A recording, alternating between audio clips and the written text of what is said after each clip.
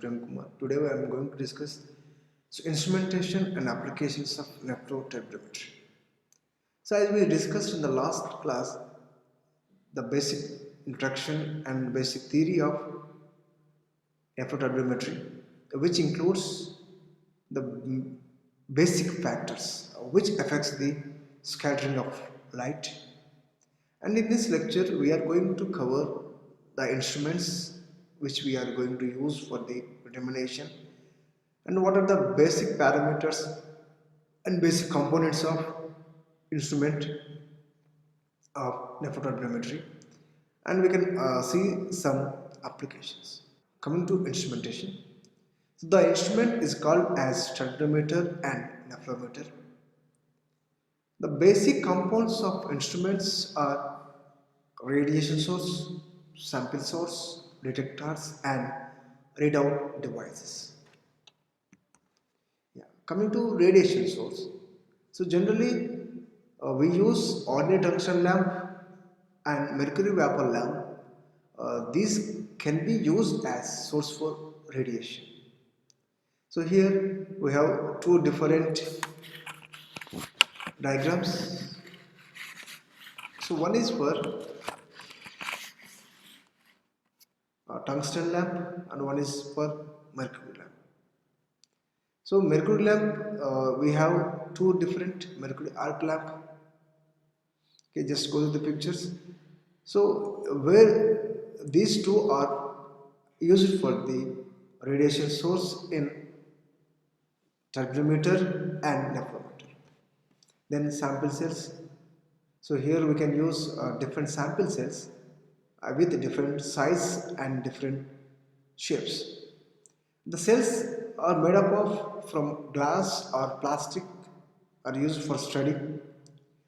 Generally rectangular cells are used in turbidimeter and semi-octagonal samples are used in nephelometer.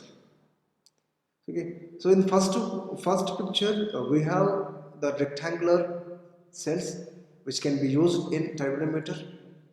So whereas octagonal samples and special samples sample sets are used for the nephelometer. And then we have some detectors, basic detector. So generally photomultiple tube we can use as a detector. These are devices which converts the light energy into the electrical signals that are displayed in the readout devices.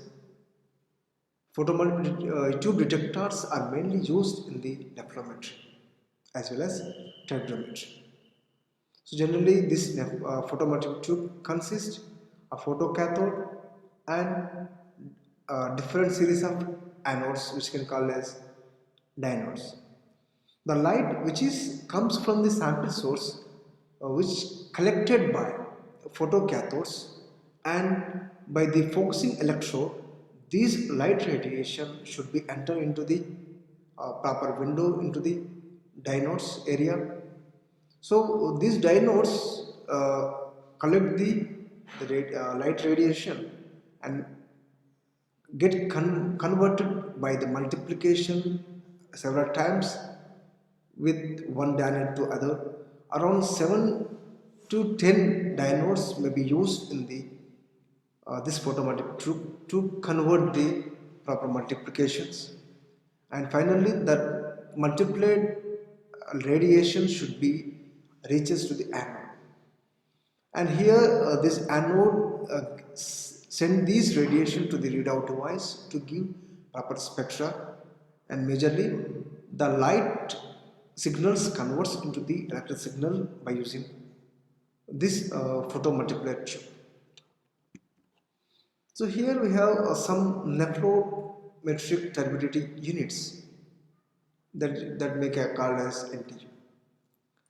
Turbidity is a measure of the cloudiness of water. The higher the turbidity, the harder it is to see through the water.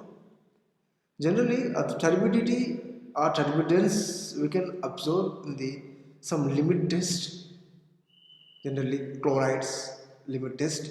So we can observe this type of cloudiness, and also The turbidity measurements are reported in Nephelo-Turbid units NTU or Jackson turbidity units ZTU. So different units are used depending on the on which method is chosen to measure turbidity. Generally, these two units are roughly equivalent. Here I mentioned drinking water standard. The drinking water should have a turbidity of less than or equal 5 NTUs. For this, turbidity becomes visible at approximately 5 NTU, and water with any visible turbidity so may be rejected in favor of clearer. So here I mentioned the NTU levels.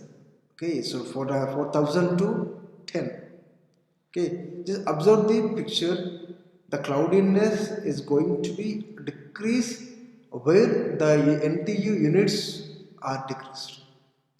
If NTU units are more, means the turbidity is more. Here we have our equation to calculate the NTU units. So NTU is equal to A into B plus C by C, where A stands for NTU found in diluted sample, whereas B stands for volume of dissolution water in milliliters. So volume of dilutions water, whereas C a sample volume taken for the dilutions in milliliters. This is the curve. So where we measure turbidity, where the NTA units 100, 120, 50, the concentration of solution, that is 7%, 20% and 50%. So here we have some advantages and also some disadvantages. A very rapid procedure and simplicity in measurement, and there are accurate in measurement. These are the proper advantages. And coming to disadvantages, so it is having high cost and easily damaged.